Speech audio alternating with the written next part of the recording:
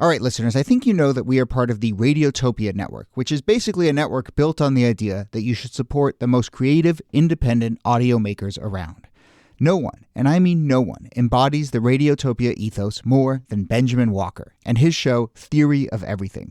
Benjamin, who I've known for a long time, has been making beautiful, personal, sprawling audio documentaries for decades that help us understand the very strange world we live in. And now he has a new series called Not All Propaganda is Art. The new series goes back to the 1950s when Western security agencies like the CIA paid artists, writers, and intellectuals to fight the cultural Cold War. The CIA funds were free. I mean, no one was told what to say. Gloria Steinem, activist who sees the CIA as a sort of enlightened pal or rich uncle, there is another viewpoint. Look, if you're listening to this show, I know you like secret histories. I know you like a mix of culture and politics and shadowy figures.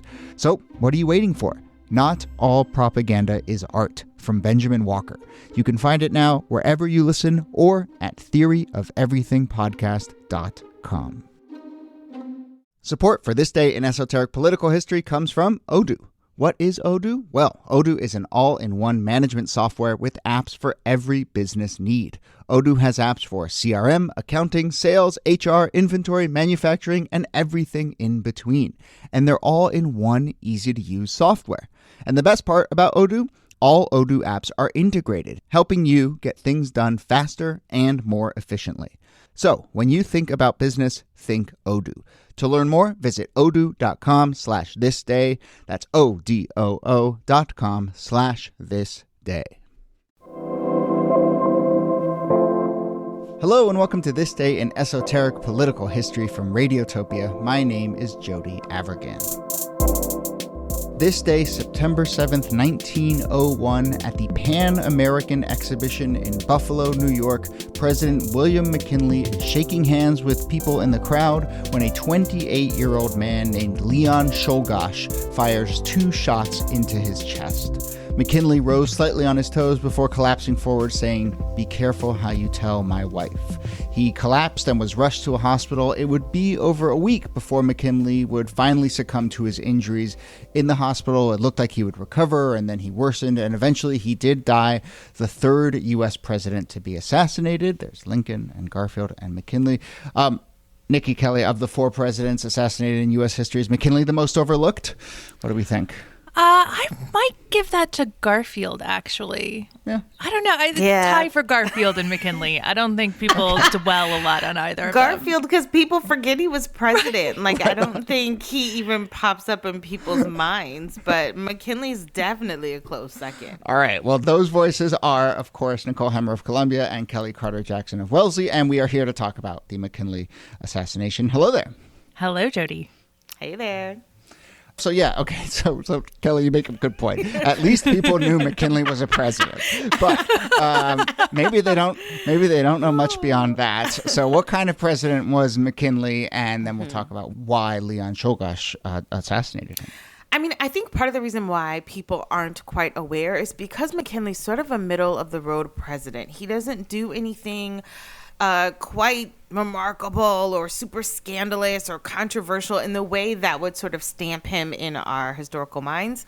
But he's not a horrible president. I mean, when we think about sort of the lineage of American presidents, but he's a Republican. He's from Ohio. He precedes Grover Cleveland as president. He's the last American president to have served in the Civil War, which I think is interesting. And he really, leads the Spanish-American War, is responsible for the annexation of Hawaii and also the Philippines and Guam and Cuba and Puerto Rico. So he's a part of this era of imperialism that pretty much takes on a whole new level when his predecessor, Teddy Roosevelt, comes into office. Right. I wonder if he was somewhat overshadowed by Roosevelt, because McKinley does do all of these things. He's innovative when it comes to campaigning. He sort of inaugurates the modern campaign. He, as you said, was president when the U.S. won the Spanish-American War, but Teddy Roosevelt was leading the Rough Riders in Cuba, and Teddy Roosevelt was using the bully pulpit in all of these new and innovative ways, and so he was just such a larger than life figure that even someone like McKinley, who was pretty popular as president, gets overshadowed because of who came after.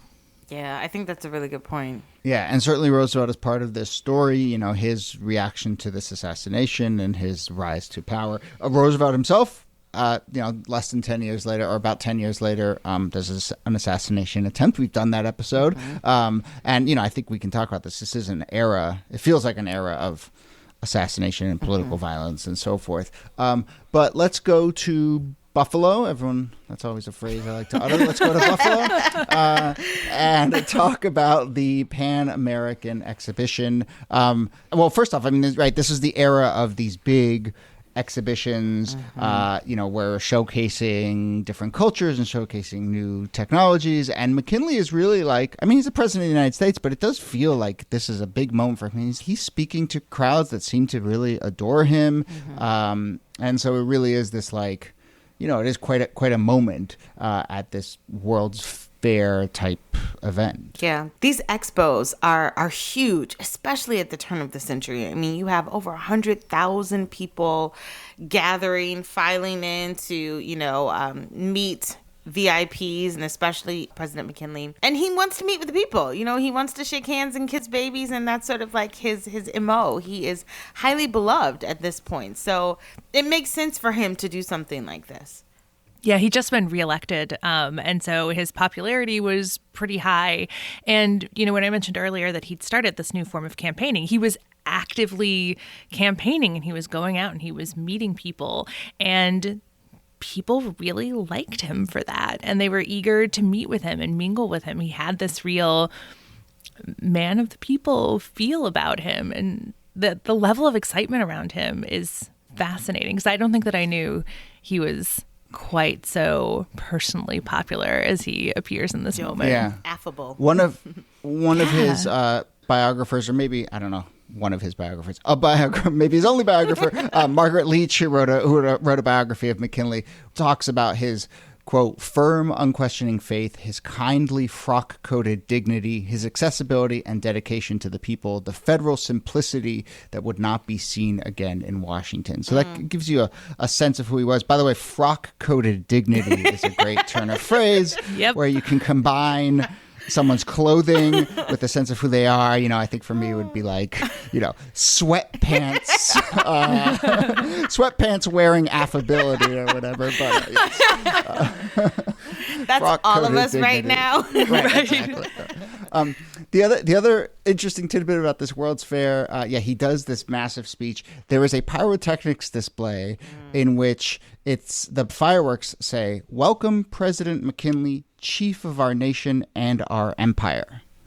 It's a lot of words for fireworks to spell out. I didn't even know you could do that in 1901. I didn't know you could do that today. You're showcasing new technology. Look how many words we can put into our fireworks display. Welcome, President. 1, 2, 3, 4, 5, 6, 7, 8, 9, 10 words. A 10-word phrase. Welcome, President McKinley, Chief of our nation and our empire. Yes, let's not sleep on that last word. Yes. I know. Exactly. That's probably the most important part. Yeah. So he attends this, that's sort of the night before. He attends the next day. It's actually September 6th, we should say, but he attends this public meet and greet. He's shaking hands, and here comes Leon Czolgosz. Niki, he is usually referred to as the anarchist Leon Czolgosz. Tell us a little bit about his political leanings and motivations here. Yeah, so he's a Polish immigrant to the United States. He grows up in Detroit. He was a child worker, like so many people and so many migrants to the United States. He worked in a steel mill when he was just a kid. And he lost his job in the midst of one of these many panics that were happening in the late 19th century. The economy was really powerful, but it was also really unstable. So people would have boom times, and then they would have these deep depressions where lots and lots of people would lose their jobs. They would have no unemployment compensation. They would basically have their lives on the line. And it's in this moment that he turns to anarchism and sees it as a solution for the problems that he's having in his life. And anarchism at the time was closely associated with the assassination of political leaders. It was one of the tools in the anarchist tool belt when it came to political revolution and political change. And so he saw this as a very political act. He wanted to affect the government of the United States. Mm-hmm. And this is also a time, we should say, where you could actually get close to presidents, way closer than you could now. There was not a formalized Secret Service in the way that we understand it today. And so the ability to be able to gain close proximity to a U.S. president was not out of bounds. Yeah, though there's an interesting element there, which is that, yes, I mean, we've talked about this when we've talked about assassinations of this era, the Roosevelt assassination, for instance, that you can get this level of proximity. But I am also struck that on almost every story of a political assassination attempt or assassination, there was also a trail of warnings and fears, and that was the case here too. The secretary to the president, George B. Cortelyou, actually took this event off the books a couple times, saying we fear that there's going to be an assassination attempt. But yes, I mean, I think to take half a step back, the larger story of political violence in this country is that we've gotten better over the years at snuffing out these attempts and preventing them and heightened security and so forth. But I think throughout, there's always been warning signs, and it's kind of striking in this case too. And McKinley, I think by all accounts, actually sort of ignored the advice, right, Niki, and said, no, I'm going to put this event back on the schedule. Yeah, I mean, Cortelyou had good reason to fear. Not only was there this surge in violence toward political leaders, but 2 presidents had recently been assassinated while in office. And so he takes this off the books because it's so many people. And there is security there, but they don't have the same kind of training. McKinley isn't paying a ton of attention to them. And they're racial profiling. They're looking for people who look like Italian immigrants or who look like German immigrants, because those are the populations they believe represent the anarchists. And so they actually stop a few different people who look like they're of those ethnicities. But when it comes to Czolgosz, he looks very Midwestern. And so they're just like, oh, yeah, you're fine. Go right on through. And in the wake of this, I think, as is often the case, right, this galvanizes and accelerates efforts to consolidate some of this intelligence gathering. And so, within a few years, you have what eventually becomes the FBI. And I think we talked about that Black Tom incident, which was, about 10 years later or so. But this is an era where, because of political violence, you start to see the intelligence state really start to come together. Yeah. And it's interesting too, because he fires 2 shots, almost a third. He tries to shoot him a third time, and the crowd around him sort of attacks him and pulls him away. But the fact that he could again get so close and shoot off his gun multiple times it's just wild. And the fact that President McKinley is still he's aware he doesn't die instantly. He has sort of final words, and then until he finally loses his life, it's touch and go for a while. Yeah, it looks like he's going to be okay. I mean, getting shot in the chest twice is not great for your health, but it's not until maybe a week or so later when gangrene sets in. And there's been a lot of speculation as to, was he not cared for properly? Was this a preventable death? Because it does take so long for him to die, but it's ultimately that secondary infection that kills him. Meanwhile, his vice president, Theodore Roosevelt, is making his way up. He was fishing, I think, at the time when he got word. And now he is thrust into the presidency. And he makes his way up to Buffalo. Actually, I think is there for a couple days and then leaves because he thinks McKinley's going to recover, and then is back in D.C. when he gets word, and is very quickly on. But he leaves and goes on vacation. He goes to climb a mountain. Right. That's I'm like, the president's been shot, and your impulse is, you know what, let's go mountain climbing. But it's the most Teddy Roosevelt thing. That is so the Teddy most Roosevelt thing. It really is. That's so Teddy. But then on September 14th, when McKinley dies, Roosevelt is immediately sworn in as president, and thus begins, a very consequential presidency with Teddy Roosevelt. So as we wrap up here, Shogash is killed, executed, electric chair, October 29th of the same year, a month Pretty and a half fast. later. Yes. Yeah. Not quite the same level of appeals and whatnot that exists today. Yeah, the electrocution chair, it's really no joke at any point in history, but in 1901, it's not a way that you want to die. It's speculated that actually his electrocution was allegedly filmed by Thomas Edison, which I think is interesting. But he gets electrocuted. He has his last words, and he owns it. He says, "I killed the president because he was the enemy of the good people, the working people." So he's unapologetic in his stance and takes that literally to his death. Yeah.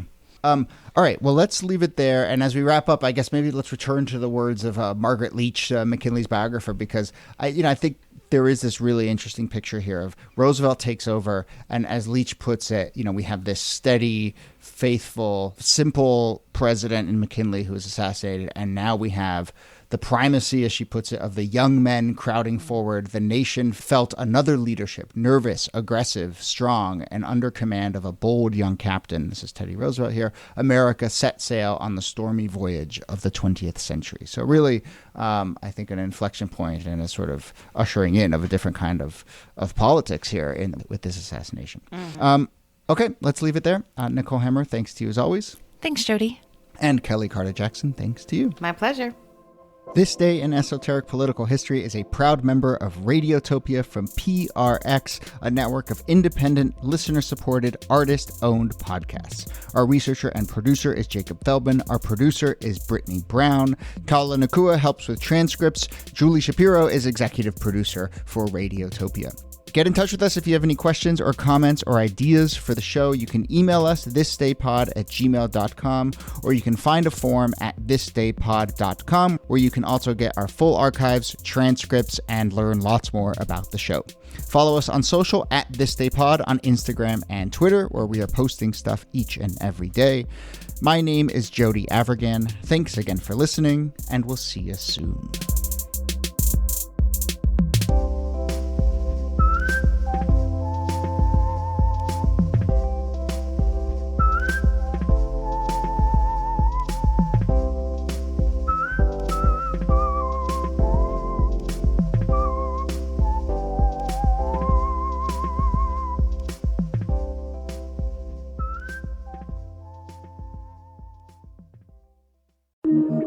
Radiotopia.